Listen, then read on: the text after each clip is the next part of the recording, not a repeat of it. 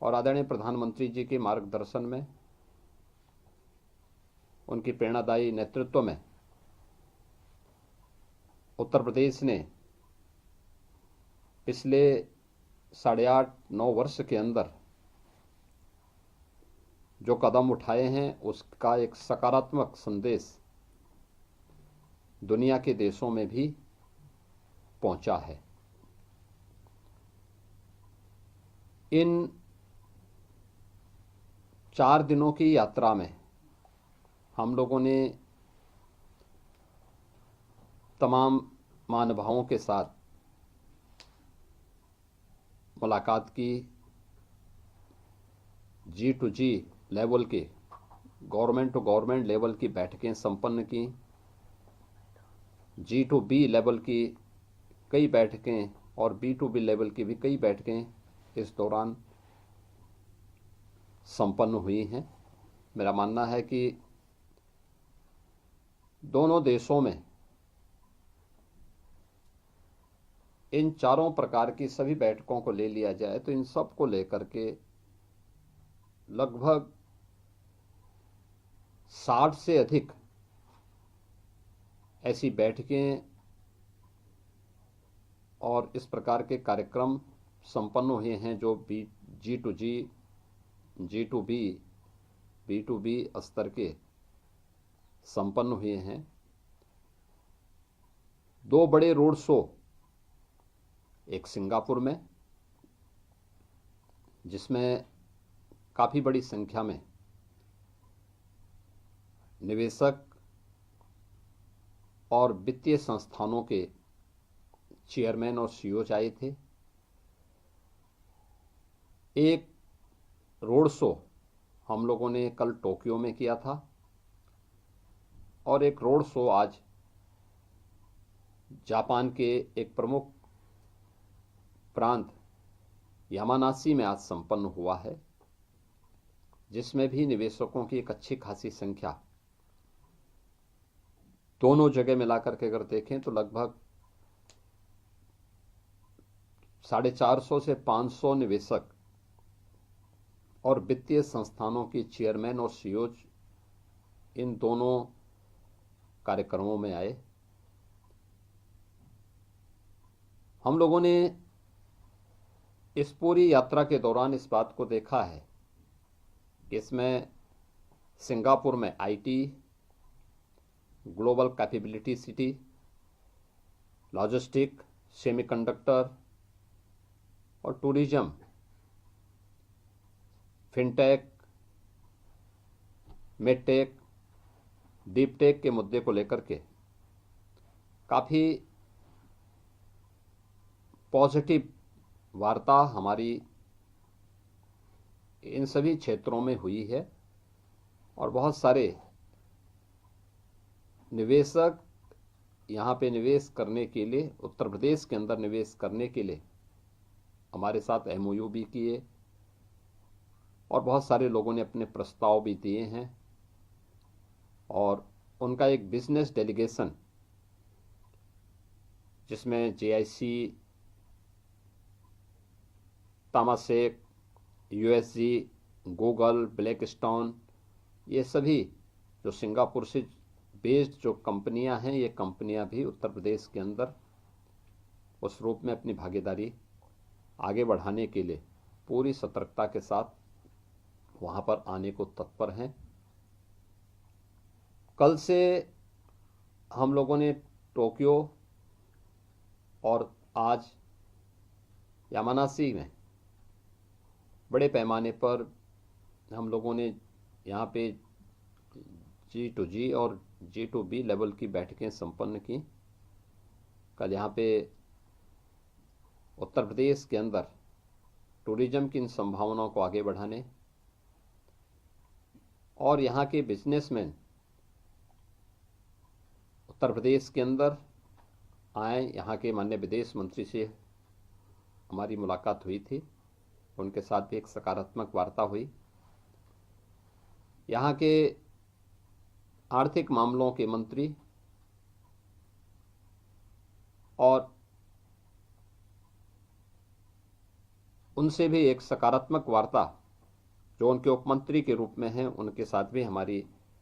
वार्ता हुई थी। और इस पूरी यात्रा के दौरान यामानासी के जो हमारे माननीय गवर्नर हैं, वे कल भी टोक्यो में भी उन्होंने एक G2B लेवल की बैठक करवाई। आज यामानासी के पूरे कार्यक्रम के साथ वे स्वयं जुड़े थे और उन सभी कार्यक्रमों में उनकी भागीदारी वहाँ पर थी। यहाँ पे हम लोगों ने जिन कंपनियों के साथ बैठक की है, इसमें automobile, logistic, green hydrogen, CBG, solar और टूरिज्म के साथ ही ऑटोमोबाइल की जो प्रमुख कंपनियां हैं, जिसमें सुजुकी, होंडा, मित्सुई, मारुबेनी, सेमिटोको, यूनिक्लो जैसी कंपनियों के साथ यहाँ पर हम लोगों की बैठक हुई। और इनके साथ ही यहाँ के उद्योग वाणिज्य के उपमंत्री, जेट्रो के चेयरमैन,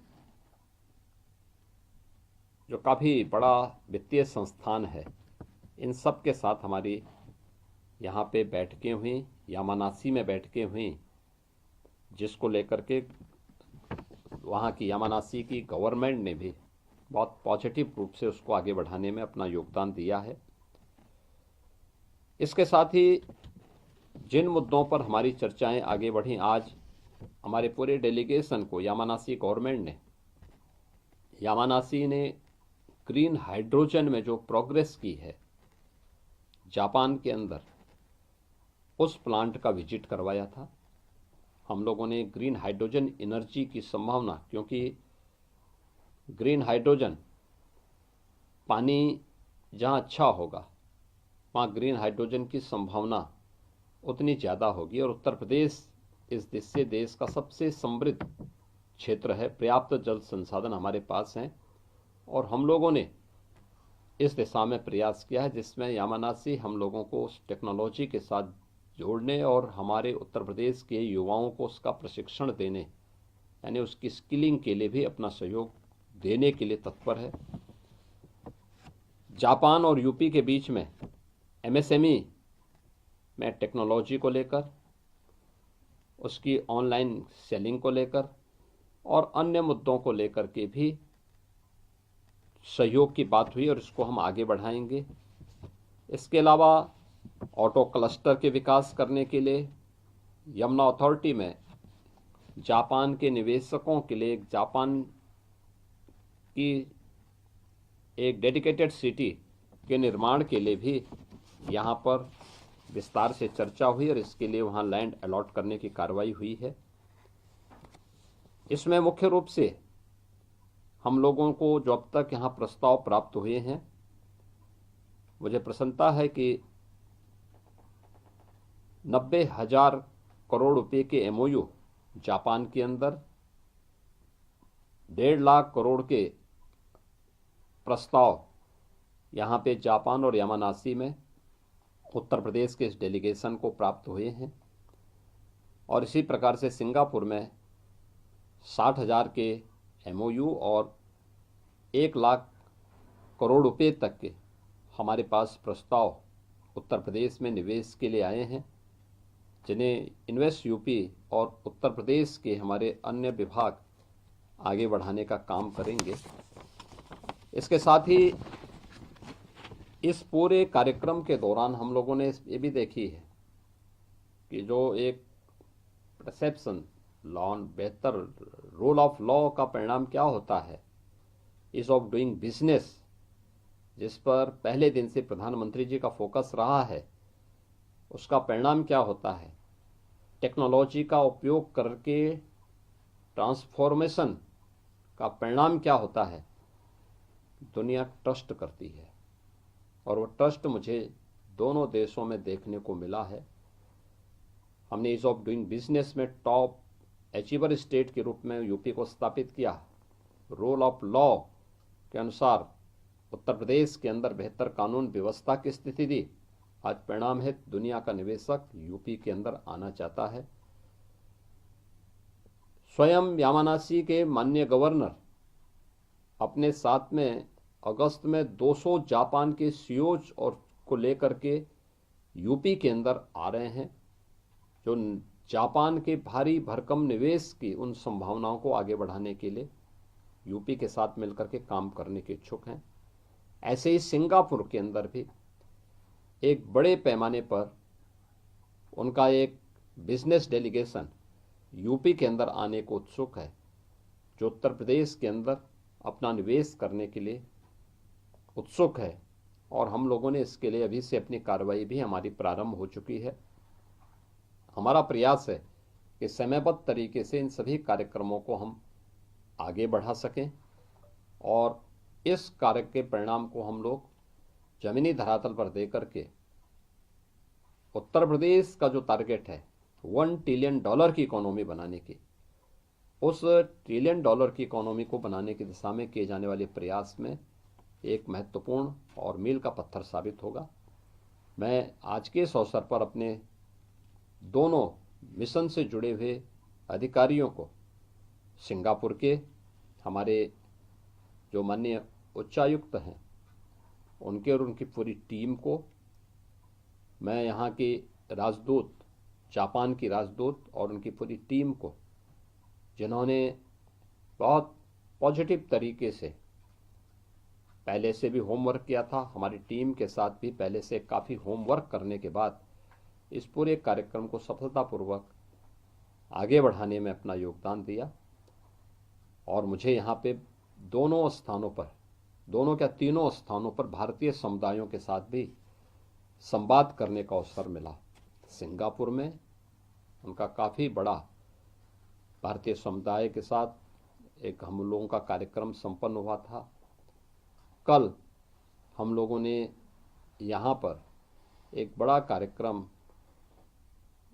टोक्यो में भारतीय समुदाय के साथ दूतावास के अंदर ही एक बड़ा कार्यक्रम संपन्न किया था। और आज यामानासी में भी भारतीय समुदाय काफ़ी बड़ी संख्या में रहता है, तो उन लोगों के साथ भी एक बड़ा कार्यक्रम वहाँ पर आज संपन्न हुआ है। और मुझे विश्वास है कि ये जो पॉजिटिविटी भारत के प्रति और यूपी के प्रति बनी है, इसका लाभ यूपी के अंदर यूपी की टीम लेगी और यूपी के नौजवानों को वहाँ के स्केल को स्किलिंग में बदलने और राज्य स्तर पर, उनके स्थानीय स्तर पर उनको रोजगार के क्षेत्र के साथ जोड़ने में भी अपना योगदान देगी। यही मुझे इन सब के बारे में एक ब्रीफ नोट आपके सामने प्रस्तुत करना था, जो मैंने इस यात्रा के समापन के अवसर पर आपके सामने प्रस्तुत किया है। सर, आज आपने हाई स्पीड ट्रेन का भी सफर किया, कितना रोमांचक था। और एक आपने आज शतरंज के रोबोट के साथ भी शतरंज खेला, कैसा रोमांच? देखिए, इस यात्रा के जो सबसे महत्वपूर्ण पहलू थे कि सिंगापुर में हमने कुछ क्षेत्रों का भ्रमण किया था हमारी टीम ने, जिसमें IET, institute of engineering and technology, जो वहाँ का एक हाई क्लास एक स्किलिंग का सेंटर है, वहाँ का हम लोगों ने निरीक्षण किया था। और वहाँ पे हम लोगों ने देखा, भ्रमण किया था, कैसे उनके कार्यक्रम चल रहे हैं, इनके बारे में बहुत अच्छी पॉजिटिव हो रही। हम लोगों ने वहाँ पे दो चीज़ें और देखी। एक MRO की facility, aircraft maintenance, repair and overhaul की कार्रवाई कैसे आगे बढ़ती है, ये चीज़ें हम लोगों ने वहाँ पर कल देखी हैं। कैसे सेलोज बनते हैं, वेयर हाउसिंग की कार्रवाई व्यापक पैमाने पे कार्गो की दृष्टि से कैसे महत्वपूर्ण होती है, इसको भी हम लोगों ने वहाँ पे कल निरीक्षण किया है, देखा है, और बहुत पॉजिटिव उसका हो रहा है। और उन लोगों को हम लोगों ने उत्तर प्रदेश के अंदर और ख़ास तौर पर जो हमारा आने वाला 5वां international airport, Noida international airport है, वहाँ के लिए भी आमंत्रित किया है। आज हम लोगों ने ग्रीन हाइड्रोजन प्लांट को देखा और उसके उपरांत high speed, super high speed train को न केवल निरीक्षण किया बल्कि उसमें यात्रा भी की है। सबने देखा है उसकी स्पीड, यानी मुश्किल से 2 मिनट में वह 500 किलोमीटर से अधिक की स्पीड पकड़ ले रही थी। 150 किलोमीटर की स्पीड के बाद उसके पहिए ऊपर आ जाते थे और ट्रेन हवा में फिर बात करते हुए दिखाई देती थी। यानी हम लोगों ने इस पूरी यात्रा में देखा कि कुछ ही किलोमीटर, यानी 120 किलोमीटर की यात्रा को हम लोगों ने कुछ ही मिनटों में तय कर दिया था। ये सुपर हाई स्पीड की मैग्नम ट्रेन जो है वह एक मॉडल जापान ने प्रस्तुत की है और बहुत अच्छे ढंग से यहाँ पे जापान के अंदर वह एक रोमांचक का विषय बना हुआ है। हर यहाँ का यूथ को वे लोग उसके साथ जुड़ने का एक अवसर देते हैं। तीसरा जो हम लोगों ने वहाँ पे आज देखा है वह था रोबोटिक का एक कारखाना और उनके R&D सेंटर को, कैसे उद्योगों में रोबोटिक की भूमिका आधुनिक परिप्रेक्ष्य में कैसे महत्वपूर्ण हो सकती है। उन्होंने एक एक क्षेत्र में वहाँ पे देखा है और ये आज की जो टेक्नोलॉजी है उस टेक्नोलॉजी का उपयोग करके कैसे हम क्वालिटी ऑफ लाइफ को बनाने में योगदान दे सकते हैं, उसका उदाहरण वह रोबोटिक की जो फैक्ट्री थी वह और उनका R&D सेंटर इस बात का उदाहरण प्रस्तुत कर रहा था। मुझे ये देख करके बहुत प्रसन्नता हुई और इस पूरे कार्यक्रम में यामानासी प्रांत के माननीय गवर्नर और उनके डिप्टी गवर्नर भी हमारे साथ में इस पूरे कार्यक्रम में आयोजन के साथ जुड़े थे और उनका बहुत पॉजिटिव योगदान इस पूरे आयोजन के साथ जुड़ने को और इस टेक्नोलॉजी को उत्तर प्रदेश के साथ जोड़ने के लिए भी उन्होंने अपनी प्रसन्नता को व्यक्त किया कि हम इसको यूपी के साथ जोड़ने में उन्हें प्रसन्नता की अनुभूति होगी। धन्यवाद। एक क्वेश्चन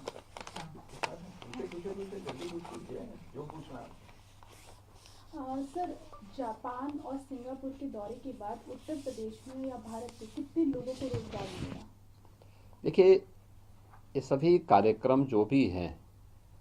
उत्तर प्रदेश के अंदर स्केल है, लैंड बैंक है और निवेश के लिए हम लोगों ने सेक्टोरल पॉलिसीज भी हैं। तो स्वाभाविक रूप से